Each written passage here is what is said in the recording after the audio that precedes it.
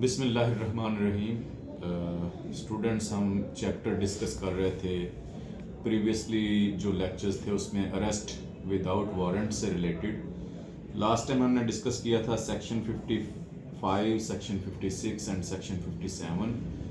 आज हम जो है वो सेक्शन 58 और उससे ऑनवर्ड डिस्कस करते हैं। इंशाल्लाह इस चैप्टर को ख़त्म करते हैं अरेस्ट को।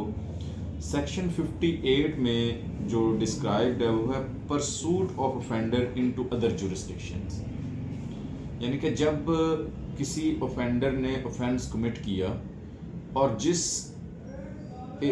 जहाँ से रिलेटेड उसने ऑफेंस कमिट किया वो उस जुरिस्डिक्शन में नहीं है, किसी और जुरिस्डिक्शन में है। तो इससे रिलेटेड क्या है, अ पुलिस ऑफिसर में for the purpose of arresting without warrant any person home he is authorized to arrest under this chapter pursue such person into any place in Pakistan। तो जिस बंदे को, जिस पुलिस ऑफिसर को, जिस ऑफिसर इंचार्ज को वो अक्यूज्ड रिक्वायर्ड है, जिसने ऑफेंस कमिट किया है, वो उसको थ्रू आउट द पाकिस्तान कहीं से भी जो है वो सर्च कर सकता है और उसको अरेस्ट कर सकता है। ये सेक्शन 58 है। क्योंकि वो रिक्वायर्ड है फॉर इन्वेस्टिगेशन पर्पजेज, तो उसको अरेस्ट किया जा सकता है। अब सेक्शन 59 है arrest by private person and procedure on such arrest.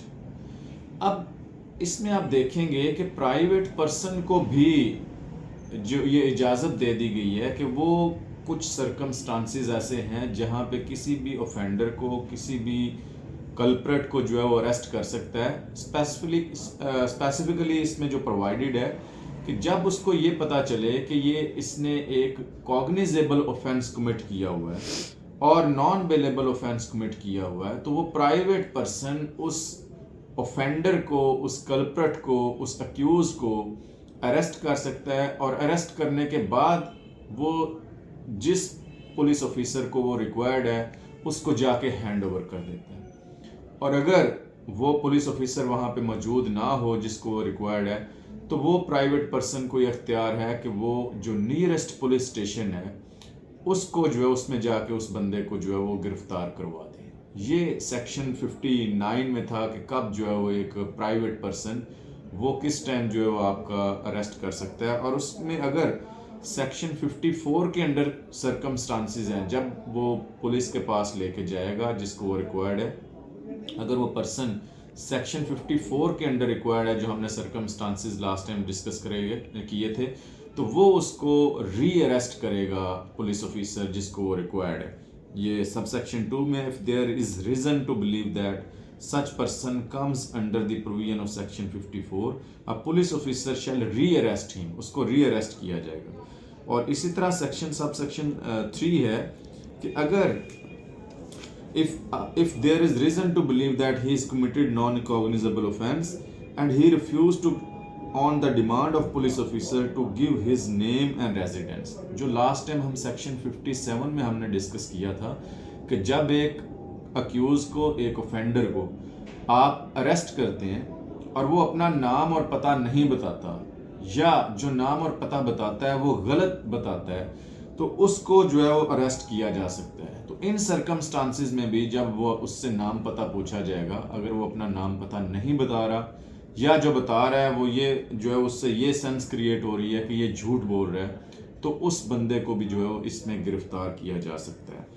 अब इसमें जो फर्दर इसके बारे में लिखा हुआ है वो ये है, और give name and residence of such offence officer has reason to believe to be false, he shall be dealt with under the provision of section 57, and if there is no sufficient reason to believe that he has committed any offense, he shall be at once released।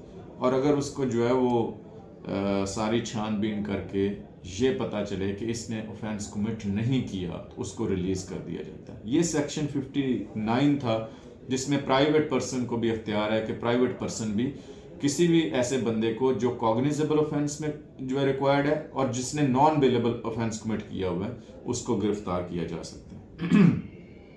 अब section 60 है, person arrested to be taken before magistrate or officer in charge of police station. A police officer make an arrest without warrant shall, without unnecessary delay and subject to the provisions herein contained as to bail, take or send person arrested before magistrate having jurisdiction in the case or before officer in charge of police station. अब चूंकि officer in charge की definition CrPC में दी हुई है, वो उस definition में clear है, अगर कोई भी पुलिस ऑफिसर किसी भी अक्यूज्ड को, किसी भी ऑफेंडर को गिरफ्तार करता है तो उसके लिए ज़रूरी है कि वो या तो उसको नियरेस्ट मजिस्ट्रेट जो उसकी जुरिस्डिक्शन में है, जिस मजिस्ट्रेट की जुरिस्डिक्शन में वो पुलिस स्टेशन है उसके सामने पेश करे, या ऑफिसर इंचार्ज की कस्टडी में वो दे दे। ये रिक्वायरमेंट है सेक्शन 60 की। आगे फर्दर हम देखते हैं section 61, person arrested not to be detain more than 24 hours. ये बड़ा इंपॉर्टेंट है कि जब भी किसी भी ऑफेंडर को गिरफ्तार किया जाता है, अरेस्ट किया जाता है, तो उसकी अरेस्ट के 24 घंटों के अंदर अंदर उस पुलिस ऑफिसर ने उस अरेस्टेड पर्सन को, उस ऑफेंडर को, उस अक्यूज को मैजिस्ट्रेट के सामने पेश करना है।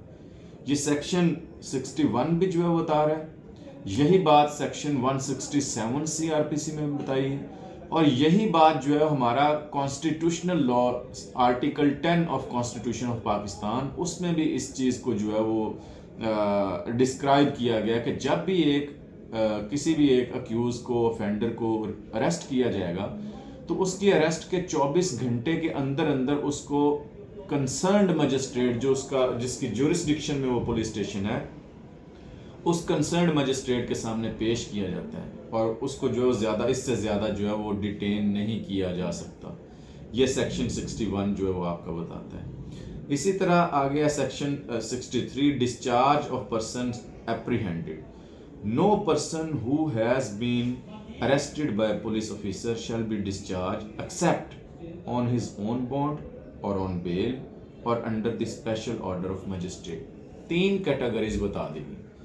उसको बेल बॉन्ड लेके, उसके अगेंस्ट बॉन्ड लेके उसको जो है वो रिहा किया जा सकता है, उसको बेल पे रिहा किया जा सकता है, या कुछ स्पेशल ऑर्डर किसी मजिस्ट्रेट का जिसकी जुरिस्डिक्शन में पुलिस स्टेशन है, उसके ऑर्डर पर उसको जो है वो रिलीज किया जा सकता है, डिस्चार्ज किया जा सकता है। इसके अलावा आप किसी को डिस्चार्ज नहीं कर सकते। ये 3 एक्सेप्शनल सर्कमस्टांसेस हैं, इनके अलावा आप किसी अक्यूज को जो है वो डिस्चार्ज नहीं कर सकते। सेक्शन 64 है, offence committed in magistrates presence. अब अगर किसी मजिस्ट्रेट की प्रेजेंस में कोई ऑफेंस कमिट होता है तो वो उसको, जिस बंदे ने ऑफेंस कमिट किया है उसको गिरफ्तार कर सकता है या इंस्ट्रक्शंस पास कर सकता है कि इसको गिरफ्तार करके लाओ।